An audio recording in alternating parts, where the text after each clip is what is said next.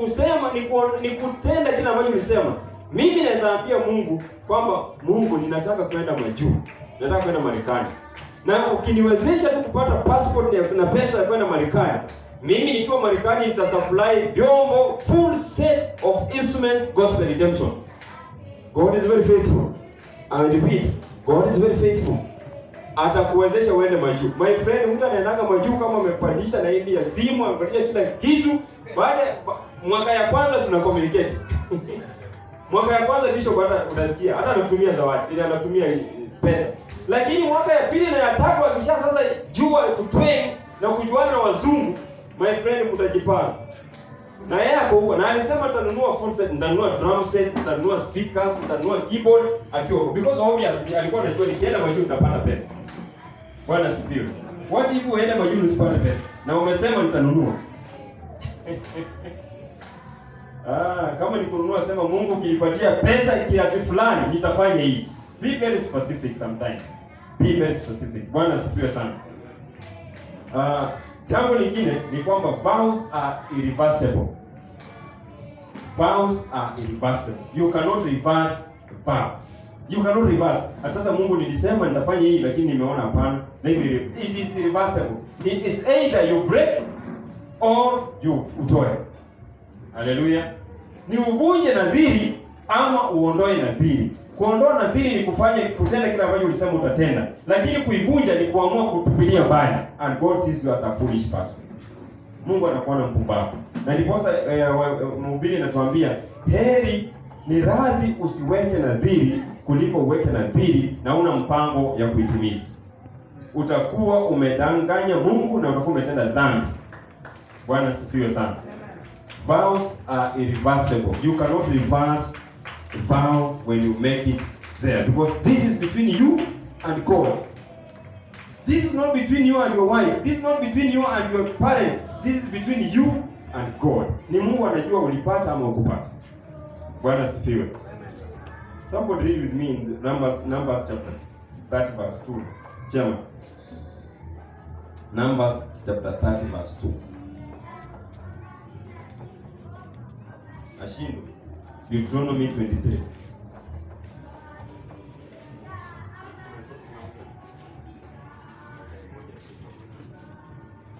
Ashindo, Deuteronomy 23, 21 and 23.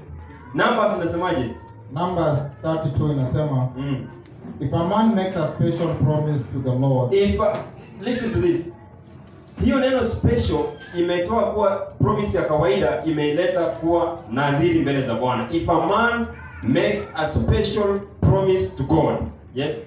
If a man makes a special promise to the Lord. You and me, if we make a special promise to God. Or makes a promise with an oath. Or makes a promise with an oath. Ni kumaanisha kwamba unaweka ahadi kwa kuapa. Yes. He must not break his promise. You must not break it. He must do everything he said he will do. You must do everything you say you will do. Hallelujah. Nimewambia, if there is any strongest weapon so far as God and I value is making a vow. When you make a vow before God, God anaitimiza hiyo vow, because it's a contention between humanity and divinity. Mnakutana na Mungu mahali pamoja, mnaulizana maswali kwamba nikifanya hii utafanya hii, na Mungu atafanya ili wewe ufanye. Bwana asifiwe. This is not a promise. This is not a promise. Unaweza ambia mtoto, mimi nikirudi bwana dadi nitakuletea sukuma, nitakuletea biscuit, na hata usilete na hata asikufanye kitu na ilikuwe tu hivyo. This is not a promise. That's why the Bible says, when a man makes a special promise to God or makes a promise with an oath. Oath inamaanisha kwamba nimeapa. Unapoinua Biblia na kusema kwamba nitafanya, nitafanya, inamaanisha kwamba unaapa kwamba nitafanya hii kitu mkinichagua mimi. And when you are chosen to be a leader na usifanye, you have broken the oath. You have broken the vow. Oath is about humanity, but vow is about God. Bwana asifiwe. Bwana Yesu asifiwe.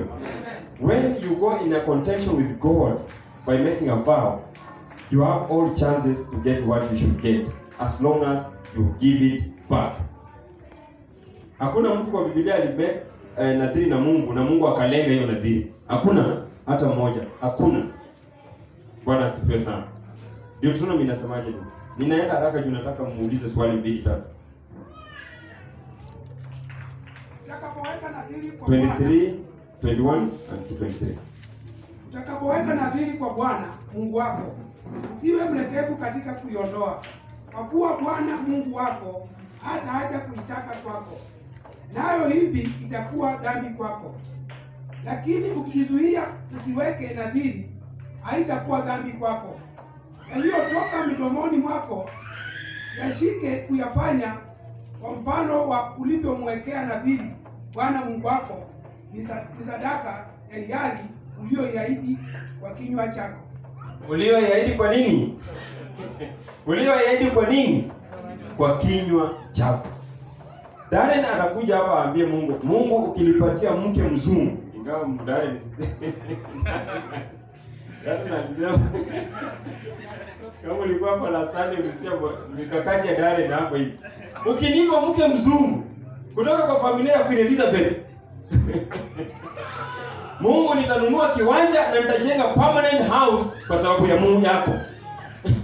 Na Mungu kweli akutokelezee, uwe tu katika shughuli zako na pale na madamu ukutana na madamu akamwambia excuse me sir, help me here. Umsaidie alafu mzoe zaidi. Mungu amekuconnect. Unapoenda majuu unasema Kenya nimeponyoka, wacha nikae huku bwana, huko ndio kuna mahali. You drive the best car. Umesahau niambia Mungu utanunua shamba na ujenge kiwanja na kinyumba kubwa, umesahau. Na Mungu amekuambia vizuri, ulisema kwa kinywa chako. There is power in the tongue when you speak and contend with God. When you contend with God this year, I want to assure somebody, hautamaliza mwaka ukiwa vile huko. Just put yourself within a fix with God. Ambia Mungu niko upande huu wa meza na wewe uko upande huu wa meza. Let us contend to one another. Nikikupatia hii utanipatia hii, ama ukinipatia hii nitakupatia hii. Just contend with God. And I'm telling you, it will not be the same it is. Bwana asifiwe. It will not be the same as it is. Something must happen. But Biblia inatuwarn, you better not make it than make it na usifulfill because it's sin. Utaishi kwa dhambi miaka yako yote ukiassume this thing ilikuwa inaeleweka, and you are still living in sin because you made a vow and you never fulfill the vow. It's wrong. Bwana asifiwe. There's one woman in the Bible ambaye alimake vow. Chama nataka nisomee 1 Samuel chapter 1 verse 11 to 13. There's a one woman ambaye alikaa miaka 19 kama hana mtoto. Hana, kulingana na vitabu yenye tumesoma kidogo, aliishi miaka 19 kama hana mtoto. Na alikuwa naomba kila siku. Kama tu wewe na mimi tunakosa nyumba nzuri, tunakosa kazi nzuri, na tunaomba kila siku. Tuna fast kila wakati. Lakini this woman found one thing, one weapon. Alipata weapon tu moja ambaye ilipiga mwanamke anaitwa Penina mara 2-3 atego. She had cried in the house of the Lord. Being a wife wa mkuhani, kuwa mke wa mchungaji, kuwa mke wa askofu does not qualify you to have things. Usidhani kwamba mimi ni mke wa askofu sasa nitapata. Hana alikuwa mke wa kwanza wa Elkana. Na Elkana alikuwa kuhani katika nyumba ya Bwana, lakini Hana alikosa mtoto kwa miaka 19 kulingana na vitabu za theolojia. Bwana asifiwe. Na Penina ameolewa juzi, ana watoto kadhaa. You can imagine. You can imagine Bernard, you can imagine, this is imagination because it's not real. Ati Dorka ana mtoto miaka 19. Mtoto wa miaka 19 kama ungezaa mtoto mwaka wa kwanza angekuwa mtoto amemaliza university, si ndio? 19 angekuwa amemaliza university. Anaenda university. Mtu anaguruma. Sana kwa. Sana na miaka ngapi? Hapo na miaka ngapi? Wewe si wewe. 16. Gapi? Sana amaliza form 4. Hapo na 19. Yes, 19. Imagine tangu wakati ulioa huyu dada mpaka leo Stano hayuko, hakuna mtu mwingine hako 19. Na ule dada piga na kuna uliamua sasa, na unajua Elikana alikuwa kuhani lakini alikuwa na mke wa pili. Na ukaamua kwenda kutafuta mke mwingine, amezaa watoto kadhaa. Sasa Dorika ni kupigwa kila siku na kusukumwa huku na huku na kuchekelewa kila siku. Dorika ni mke wa kuhani na anaingia katika nyumba ya Bwana kila wakati na anatoanga kila wakati, lakini hana. There's a weapon that this woman put in across, and this weapon made a difference kwa maisha yake, maisha ya Elkana na maisha ya Penina, na kila kitu kilibadilika. What did she do? She made a special promise to God. Yes, this we are reading in 1 Samuel chapter 1 verse 11 to 13. Inasemaje? She made a special promise to She God. made a special promise to God. Kuna Bible nyingine inasema kwamba she vowed. Yako inasemaje Dorika? Promise. Nani inatumia neno vow? Inasemaje? She made a vow before God. Yes. And said, Lord all powerful, you can see how sad I am. Remember me. Don't forget me. If you will give me a son. If you will give me a son. Sio kwamba if you will give me a child, a son. She was very specific. A son. Yes. If you will give me a son, I will give him to you. Yes. He will be yours his whole life. Yes. And as a Nazarite, he will not drink wine or a strong drink. And no one will ever cut his hair. Hannah prayed to the Lord a long time. Eli was watching her mouth while she was praying. Yes. Hannah was praying in her heart. Her lips were moving, but since she did not say the word out loud, Eli thought she was drunk. Amen. Alafu unipatia hapo mbele upate penye Mungu alimwambia and God gave the promise. Unipatia hapo mbele kabisa uangalie. The Bible says she made a special promise. A special promise, as we say ni kwamba, is not only a promise, is a promise with an oath. Is a promise with an oath. Kwamba if you give me a son, Bwana asifiwe. Don't tell God just give me children. If you want a son, don't tell God mimi bora unipatie mtoto. Tell God what you want God to give you, because God is very very faithful. Na atakupatia kile uliomba as long as nawe utatoa hiyo ahadi. Just kidogo. The Bible says that she made a special promise. After 19 years of waiting, after 19 years of kijeli, after 19 years ya kupigwa vita na Penina, she made a special promise. In other words, she vowed to God kwamba ukinipatia mtoto wa kiume, mtoto sio watoto, just give me a son, so that hata mimi nibebe ujauzito kama Penina, so that hata mimi ninyonyeshe kama Penina, hata mimi nizae kama Penina, ndio nisikie kwamba wamama wakizaa wanasikianga haja. Hata mimi nipitie hii experience, hata kama atakuwa tu mmoja, watu watajua mimi ninakuanga naweza sana. Bwana asifiwe. She didn't want children, she wanted a son, only one. Itakuwa imemwondolea aibu ya Penina, imemwondolea kejeli na panganga, atakuwa kwa sawa. Bwana asifiwe. And she told God, if you give me this son, mimi nami nitachukua huyu mtoto nipeleke katika nyumba ya Bwana, kwa sababu Penina atajua naweza zaa, Elkana anajua naweza zaa, watu watajua mimi naweza zaa. Kwa hivyo hata nisipokuwa naye hapa bado watajua naweza zaa, na akae kwa nyumba ya Bwana. That's what she said. What did she do? What did God do? Listen, after making a vow to God, God is very faithful. I repeat this for I don't know how many times. Mungu ni mwaminifu sana. And God will meet you at your point of need. Nasemaje? Umepata hapo nyamsema Mungu akatimiza? Yes. Yes. Tuambie ni wapi? First Samuel from 20. 20. Inasema by that time the following year Hannah had became pregnant. Just hold on kidogo. By that time, hiyo siku aliweka agano nadhiri na Mungu mwaka uliopita wakati huo, meaning that it was just a span of a year. Yeah. She was a mother.